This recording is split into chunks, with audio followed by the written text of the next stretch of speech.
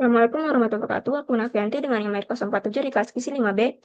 Kami mempresentasikan terkait hasil literatur review pada jurnal Survei Konsumsi Pangan Tingkat Nasional.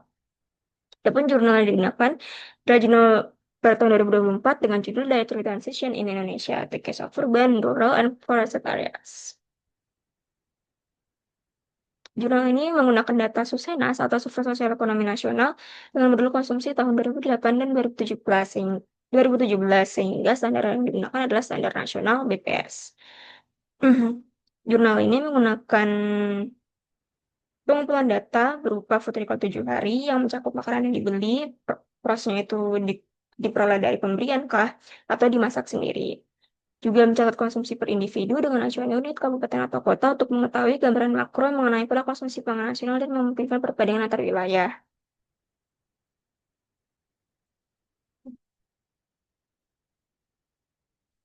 Prosedur pelaksanaannya yaitu enumerator akan melakukan pengambilan sampel Susenas kepada responden mengikuti metode two-stage sampling BPS.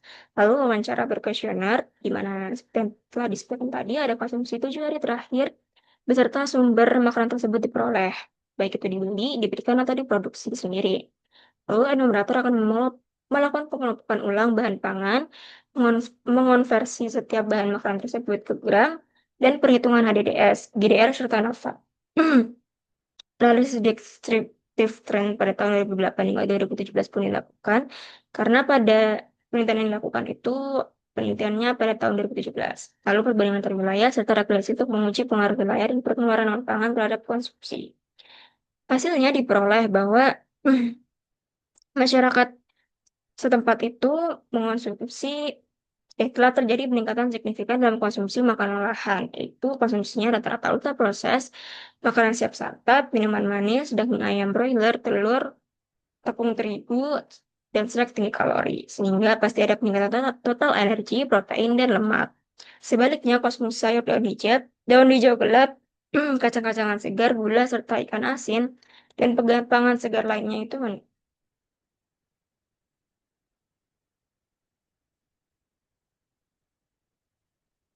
diet masyarakat Indonesia semakin bergeser dari pangan lokal atau minim proses menuju pangan modern tinggi energi dan ultra proses. Dengan resikonya penurunan kualitas diet, peningkatan konsumsi makanan tidak sehat, dan potensi kena penyakit yang tidak menular. Data dari Urban ini sendiri telah mengatakan bahwa perubahan paling drastis itu kal- kalori intake-nya rata-rata naik dari 1917 menjadi 2143 kilokalori. Dan konsumsi ultra processed food serta ready to eat food meningkat paling tajam. Desa dan wilayah hutan juga mengalami modernisasi diet, tapi kenaikannya tidak secepat wilayah urban. Lalu HDDS, data di HDDS itu juga meningkat di semua wilayah kecuali urban, menunjukkan bahwa akses yang membaik pada keanekaragaman pangan. Namun, GDR seperti stagnan atau menurun di wilayah urban, sementara GDR limit meningkat di semua wilayah, sehingga total GDR skornya menurun. Kelebihan dari metode ini ialah yang pasti skalanya besar sehingga representatif, memungkinkan analisis pola konsumsi menurut wilayah, pendapatan, dan kondisi biofisik seperti trikofalas.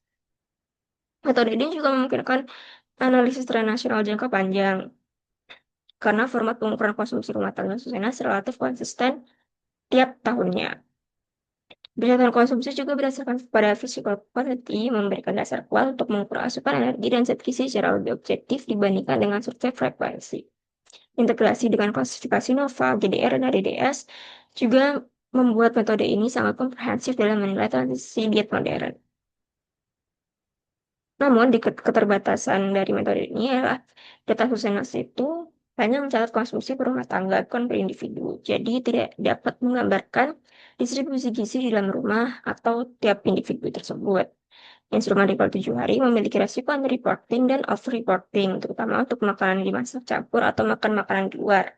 Susenas tidak menangkap actual intake, melainkan hanya yang dibeli atau diterima atau juga diambil, sehingga berpotensi bias jika ada makanan yang disimpan atau tidak habis. Daftar pangan Susenas juga tidak dapat memisahkan penggunaan pangan sebagai bahan mentah versus pangan jadi, sehingga analisis tingkat prosesan melakukan asumsi berdasarkan kualifikasi. Pada tingkat wilayah hutan juga konsumsi pangan liar masih belum teridentifikasi. Kesimpulannya, metode survei konsumsi pangan tingkat nasional ini yang berbasis SUNAS merupakan pendekatan yang kuat untuk memahami transisi diet dan pergeseran pola konsumsi di Indonesia. Menyusun persyaratan konsumsi meliputi 7 hari memberikan estimasi kualitatif yang detail, sementara klasifikasi GDR, NAVAR, dan HDDS memberikan gambaran komprehensif tentang mutu diet, tingkat pemeriksaan pangan, serta modernisasi dan delokalisasi pangan. Dengan mitigasi error yang tepat, metode ini mampu menghasilkan gambaran yang jelas tentang perubahan diet masyarakat Indonesia, termasuk pergeseran ke pangan modern, meningkatnya pangan ultraproses, dan menurunnya konsumsi pangan segar. Sekian dari saya, terima kasih. Wassalamualaikum warahmatullahi wabarakatuh.